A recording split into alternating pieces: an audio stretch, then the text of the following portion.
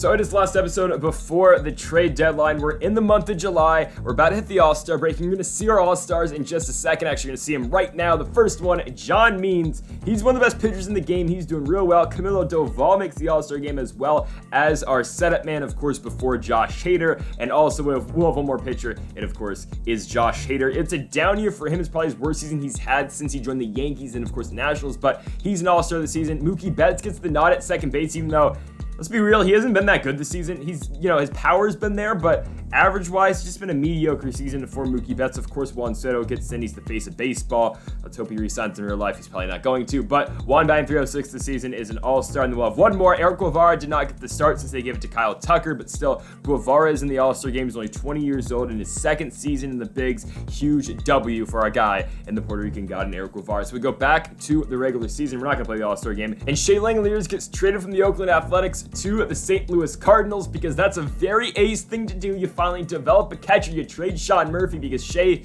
is the starter, and they trade Shea Langeliers. We're a half game right now behind the Miami Marlins. We're 62-42. They are 63-42, I do believe. But we're taking on the Cardinals today, and the Cardinals are a team that made some improvements in the offseason. They've got, Jared Walsh in this team, a guy who was one of the leading candidates for the MVP last season. They've got Alex Bregman here as well, who's kind of doing okay, and they got Dylan Carlson as well still on the St. Louis squad. They are 45-58. Of course, we are 62-42. Playing tonight at Busch Stadium. We are playing, of course, in St. Louis, the place that Lane Thomas once called home. And this might be Lane Thomas's last game as a National because we're going to be looking at trades after this. I mean, the next episode. Yeah, we'll see. Follow us on Instagram, by the way, though. Career Plays by T, TikTok, Career Plays by T. Make sure you hit that subscribe button down below for more LB22 show here on the channel. Matthew Livermore, the lefty, pitching for the Cards. Here, of 3.40 on the season, 6-6 record. We'll talk about some trades in a little bit, but let's get this game going. Mookie Betts, first batter up. He's gonna hit one deep in left field. That ball just won't carry enough. It'll be caught in left by Miguel Andujar. And here's your Nats lineup. It'll be Betts, Soto, Guerrero, Reyes, Thomas, Martin, Swanson, Ruiz, and Eric Guevara. So Juan Soto now up on the 1-1 pitch, gonna hit a fastball in the air to right, but that one again just does not have the carry. It will be Cause. He'll get around that one. Dylan Carlson is there. 2 down for Vladdy Jr. and Guerrero are gonna hit one. That one is not gonna get through. Okay, the dives never stop. Rivas is going to put away Guerrero as we go to the bottom half of the first inning. In comes Cade Cavalli. ERA of 4.69 in the regular season. It's not horrible. I mean, at least it's better than his first, run with the Major League squad. The record's 2-10, which is just honestly unfortunate because, I think Josiah's ERA is 4.3 and he's 11-1. So Cade Cavalli just not getting, the backing of his bats. He's going to walk a runner right there, bringing up Alex Bregman on the 2-2 pitch. Bregman on the ground to Dansby Swanson. Runner is in motion, so we'll throw away Bregman at first. So 2 gone in the inning for Jared Walsh on the 1-1 pitch. Walsh on the ground to Dansby. That'll do it for the bottom half of the first inning. 0-0 going into the top of the second. Into the box will be Framil Reyes, the 2-1 pitching. A changeup in it to right field. Going back on it and right is Carlson, but it'll stop at the warning track. 1 gone now in the inning for the Lane train. Lane Thomas on the 2-1 puts one straight in the ground to Edmundo Sosa. 2 gone now in the inning for Austin Martin on the 1-1 pitch. Martin on the ground straight to third and straight to Jordan Walker. The Nats go down in order in the top half of the second inning. We go to the bottom half. Dylan Carlson, the switch hitter, up first and 2-2. An absolutely horrible swing. That was disgusting.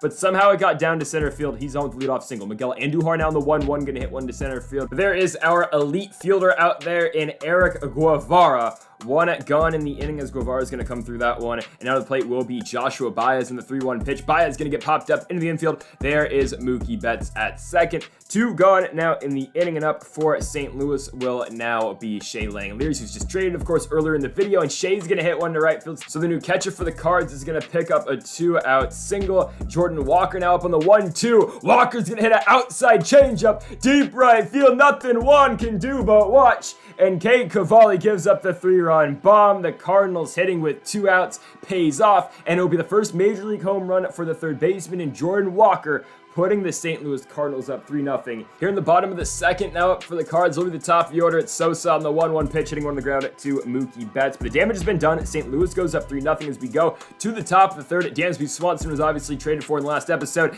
He's not very good, though. But the problem is Brady House isn't very good either. So, yay, we just have 2, shortstops who aren't very good. And here comes Keibert Ruiz, who gonna hit one to left field. That ball is gonna get down.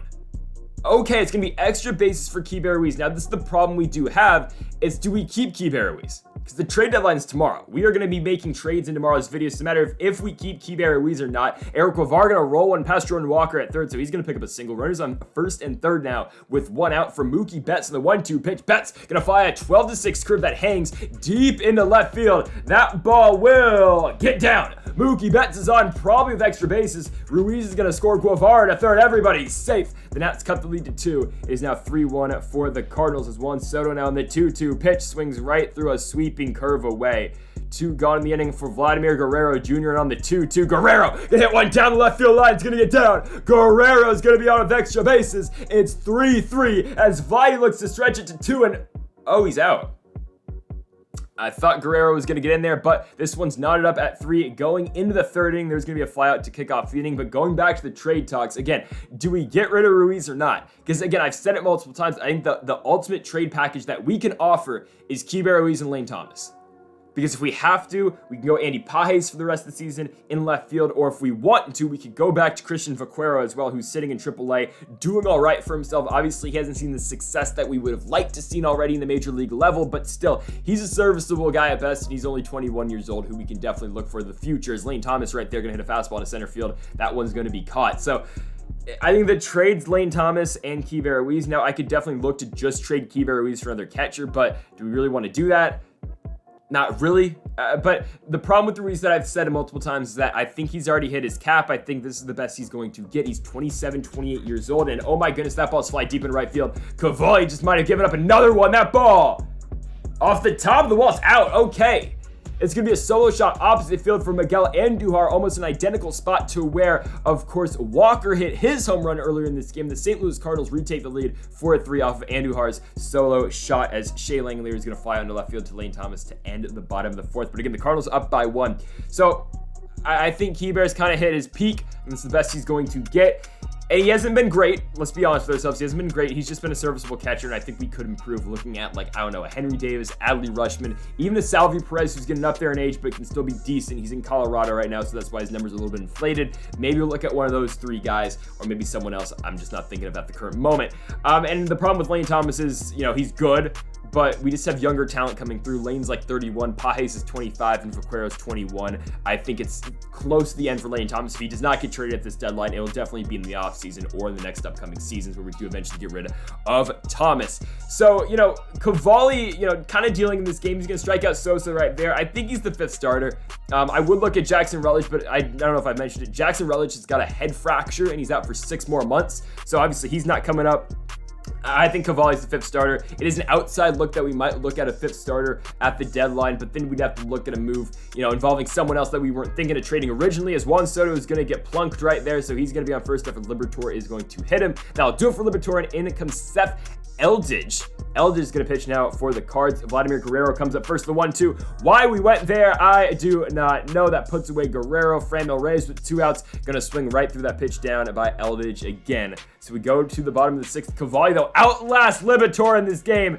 Maybe not for the better, though, because that's going to be a deep shot in the left field. Alex Bregman takes Cavalli deep. It's going to be his 29th of the season, 403 feet for Bregman. The DH now the Cardinals. And it is now 5-3 for St. Louis as Jared Walsh, the power hitter, comes up. Cavalli, only though with 73 pitches into the 6th inning, is going to get Walsh to ground out to Vladimir Guerrero. 1 gone for the switch hitter and Dylan Carlson. There's going to be strike 3 looking on the changeup in to gone in the inning now for Miguel Andujar in the 3-2 swing. Miss changeup in is going to get him. We go to the 7th, and Nats have got 9 outs left in this game. Sam Coonrod now comes in a pitch for St. Louis. ERA 4.50 in the regular season for him over 56 innings. He'll steal the lane train first in the 3-1 pitch, and Thomas will walk, so he'll be on first base getting the inning going for Austin Martin on the 3-1 pitch. He will walk as well. They're on first and second with no outs for Dansby Swanson. Swanson hits one maybe in the gap into right. That one does not have the carry. We'll tag Thomas over to third, and he will be safe.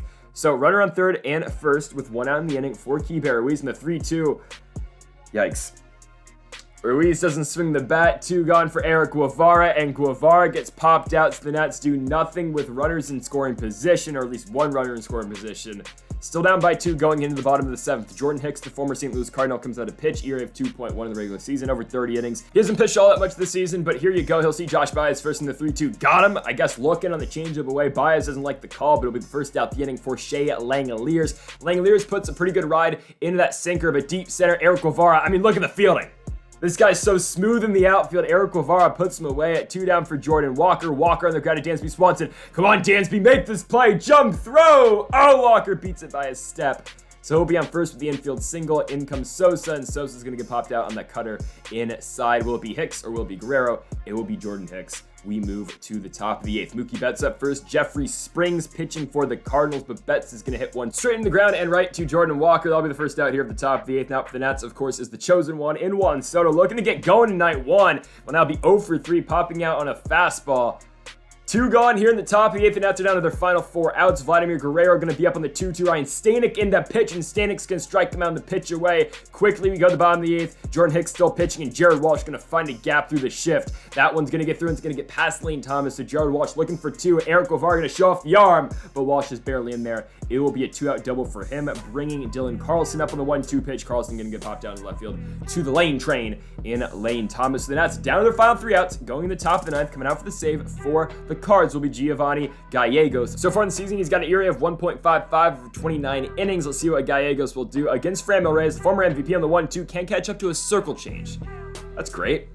1 gone for the lane train at Lane Thomas in the 3-2. He's worked like a 20-pitch at bat, but he's going to strike down the fastball up. We're down to our last hope. It's Austin Martin on the 1-1 pitch. Martin going to hit a fastball deep in the air right field. That ball is going to get over the head of Dylan Carlson. Austin Martin keeps this game alive with a 2-out double. Okay, game on. Tying run to the plate. It's Andy Pages.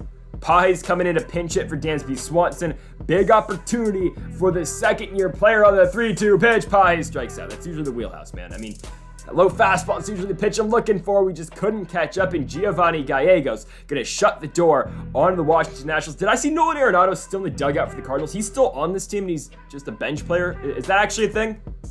That's weird if it is. I don't know. Maybe Jordan Walker just playing tonight for Nolan. But the Cards are going to win tonight. They will beat the Washington Nationals by a score of 5-3. They out-hit the Nats by 3 runs as well, winning this one on the hits total, of course, 8-5. The Cards pick up the W, but the Nationals are looking to bigger and better things. We'll look at the trade deadline in tomorrow's episode and look to the playoffs, of course, probably by... in like 4 days, we'll probably be in the playoffs again. Hopefully, if we make it, it's looking pretty good. If we don't win the division, at the very least, we will look at a wild card berth once more. So, folks, thank you all for watching episode number 92 of the Washington Nationals Rangers mode here on MLB 22 The Show. If you haven't yet, though, make sure that subscribe button down below for more. Make sure to leave a like if you are enjoying the series as well. Thank you all for watching, and Mamba forever.